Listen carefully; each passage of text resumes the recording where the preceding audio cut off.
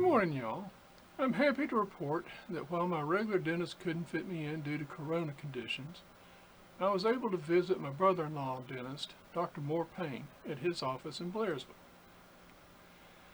Now, Moore's a good old boy, but his office location speaks to his success, or lack thereof. Moore's office is in a strip mall situated literally between two adult entertainment joints. I imagine it's hard to make ends meet in the adult entertainment biz in a dry county, but the strip joints seem to be doing better than my brother-in-law. I reckon most males in these parts would rather see naked women than get their teeth cleaned. Go figure. There is room for speculation that Moore's name may come into play in his success, or lack thereof. Moore is a family name on his mama's side, and in the South we like to pass the burden on down to the next generation if we can. In Meemaw and Pawpaw Payne's defense, who knew Moore was going to be a dentist? Anyhow, I'm sitting in Moore's office watching TV, waiting my turn, when I start watching this story out of Louisville, Kentucky about a policeman that's been shot while serving a no-knock warrant on a house. An innocent occupant, Breonna Taylor, was killed. Breonna's boyfriend was startled by the break-in and fired towards the policeman. The three police emptied their guns into the apartment. Reports are that the police entered the house based on a warrant for a man already in custody. Whether or not they announced is still being debated. The fact that the boyfriend was startled from his sleep and acted to protect his girlfriend with a legal firearm is not getting much play. The explanation from law enforcement seems to be one of those mistakes will happen excuses that are used to cover up the shortcomings of our police. Now, before you get all wound up, let me say, I get it. If you need help, who are you going to call? First, let me say we need police. But most importantly, we need good police. In my opinion, the bar for carrying a multitude of weapons around in public should be very, very high.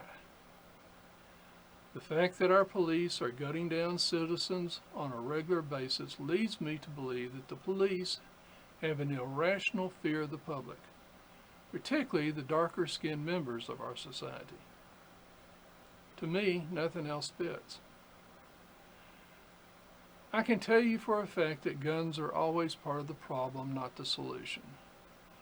I can Google statistics for you of countries all over the world that do a better job of not killing each other, either citizen to police, police to citizen, citizen to citizen, or police to police.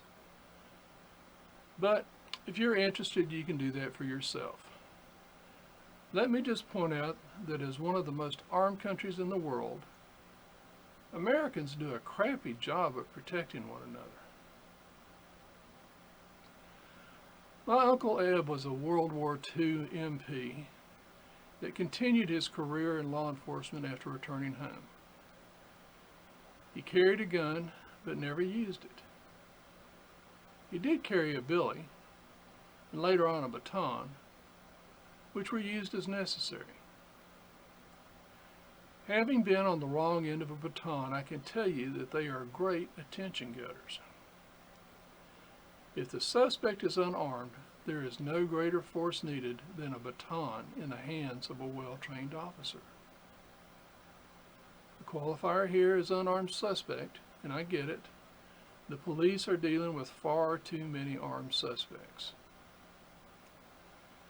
Maybe the solution to relieving the police's anxiety is to outlaw all the guns, so that only outlaws will have guns, as the old bumper sticker used to say. Sort of simplifies things for the police, doesn't it? If the suspect has a gun, they're a criminal. Boom. I know the argument is more complicated than my simple solution, but I'd like to take the police's anxiety level down about 200 notches. Based off of the Breonna Taylor story, it'll keep the police from accidentally killing each other. You know, there was a reason Sheriff Taylor only gave Barney Fife one bullet, and that Barney had to keep that bullet in his shirt pocket. Think about it and say her name.